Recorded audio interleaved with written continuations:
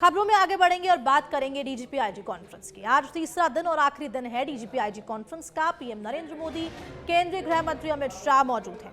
Police अफसरों को सुनते रहे प्रधानमंत्री मोदी आज देंगे स्पीच। विदेशियों के फर्जी दस्तावेज बनने से रोकने पर खास जोर रहने वाला है। देश प्रदेश की सुरक्षा व्यवस्था मजबूत करने पर भी फोकस रहेगा। तो शाम 4:30 बजे तक कॉन्फ्रेंस में ही रहेंगे प्रधानमंत्री मोदी।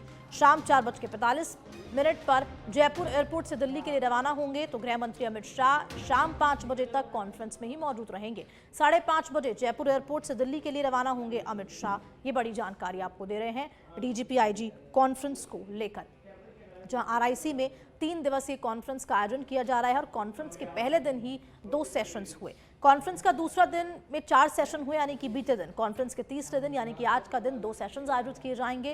राष्ट्रीय सुरक्षा से जुड़े अहम मसलों पर चर्चा होगी, क्योंकि आपको बता दें कि साइबर सिक्योरिटी, खालिस्तान आतंकवाद, वामपंथी उग्रवाद, नारकोटिक्स तस्करी, डेटा गवर्नेंस, कई ऐसे मुद्दे हैं जिनको लेके चर्चा की जानी है। तो जेल सुधार सहित विभिन्न मुद्दों पर चर्चा होगी।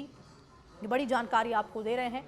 और साथ ही साथ राजस्थान पहली बार मेजबानी कर रहा है इस डीजीपी आईजी कॉन्फ्रेंस की। तो अपने आप में ये महत्वपूर्ण कॉन्फ्रेंस है।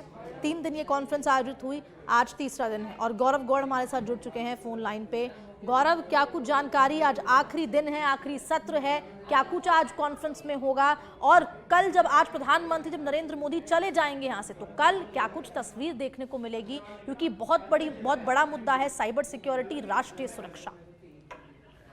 ये देखिए, बिल्कुल साइबर सुरक्षा और जो आंतरिक सुरक्षा है, इनको लेकर के जो ये बैठकें की जा रही हैं, ये बहुत ही महत्वपूर्ण तो है ही। साथ में आप देख पाएंगे कि जिस तरीके के फैसले पास्ट में लिए गए हैं, अगर उनको आगे की तरफ से हम देखते हैं कि अब आगे आने वाले समय में किस तरह के कार्य किए जा सकते हैं, क्योंकि आप देखेंगे कि बात की जा रही है सुरक्षा को लेकर के।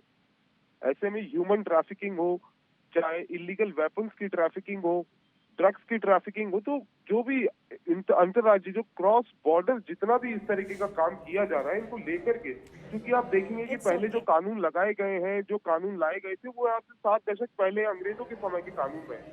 तो उन्हें जैसे जैसे बदला जा रहा है, तो उनको इम्प्लीमेंट करने के लिए, और जिस तरीके से जो पुलिस अधिकारी हैं, जो जिम्मेदार हैं इन तरीके की पॉलिसीज को इम्प्लीमेंट करने के लिए, तो उन्हें कैसे ट्रेनिंग दी जाए, कैसे ट्रेन किया जाए। और सबसे बड़ा होता है माइंड मेकअप, उनका जो माइंड है, उस माइंडसेट को कैसे बिल्डअप किया जाए।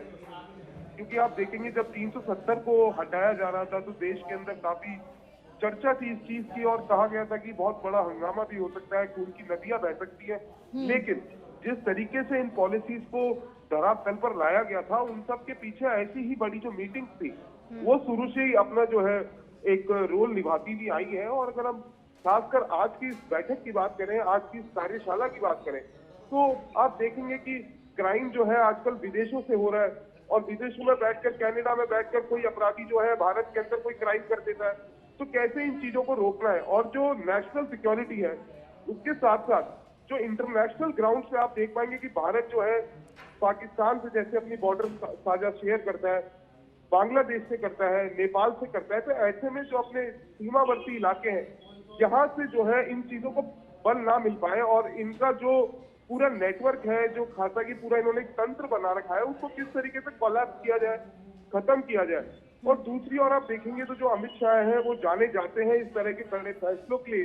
तो अब आने वाले समय में ये जो बैठक जयपुर में की जा रही है, ये जो कार्यशाला 3 दिन तक आयोजित की गई है, ये एक लैंडमार्क बनकर सामने नजर आ सकती है। क्योंकि जो कुछ तरह के क्राइम्स हैं, उन्हें जल्द से जल्द जो है भारत से हटाना होगा। क्योंकि विकास की तरफ जब से भारत आगे बढ़ने लगा है, तो कुछ चीजें हैं जो रोड़े बनकर के सामने आती है, और उनमें से एक बहुत बड़ा नाम है साइबर।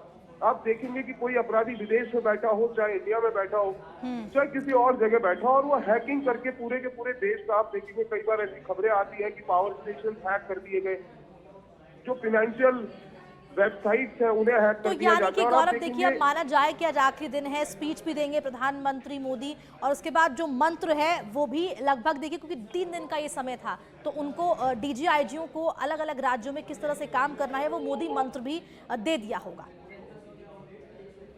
जी बिल्कुल, सभी को एक साथ चलना जरूरी है। क्योंकि आप देखेंगे कि कोई क्रिमिनल अगर महाराष्ट्र में बैठा है और वो राजस्थान के अंदर जो है ऑपरेट कर रहा है, और फिर इनकी मोडस ऑपरेंडी क्या है, तो उसको लेकर के जब एक तरीके से सारे पुलिस महकमे साथ बढ़कर के चलेंगे, और नरेंद्र मोदी की, अमित शाह की, और जो हमारे केंद्रीय सुरक्षा सलाहकार अजीत डोभाल है, इनकी प्रिसाइज अंडरटेकिंग के अंदर जब ये काम किए जाएंगे तो आप देखेंगे फैसले काफी अच्छे आएंगे सामने, क्योंकि पहले भी ऐसा देखा गया है। और अब जब 2024 के अंदर लोकसभा चुनाव है, उससे ठीक है पहले गौरव, आप बहुत बहुत देखिए शुक्रिया जानकारी के लिए।